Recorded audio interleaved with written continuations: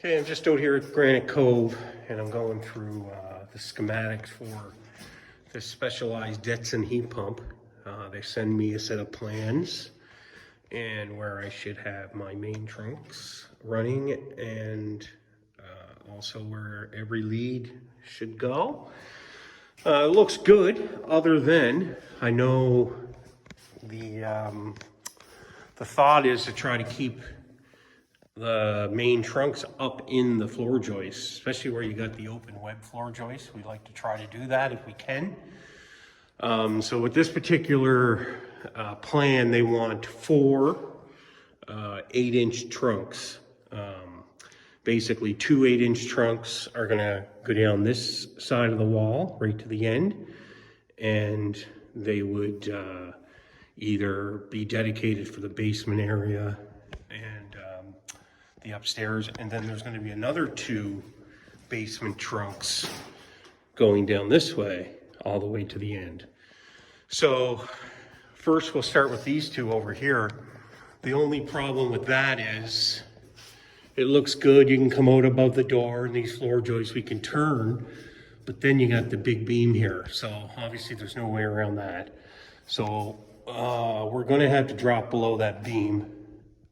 It's going to look silly because you're going to have two 8-inch and then going back up into the floor joists, and they should be able to go right along, staying up there until at least this black plumbing pipe, which should be far enough for us anyway. We should need to get by that. So it looks good other than that beam for these two. Now, these other two are not so lucky by the looks of it. And it's not that there's a beam, just where the joist ends there, they have the backer there, which I don't think we're like cutting through. So you want to get into the web, which would have been good, but this is obviously a pretty major junction spot for the plumbing ABS, and then plus all the water lines. So I don't see a route through the floor joists.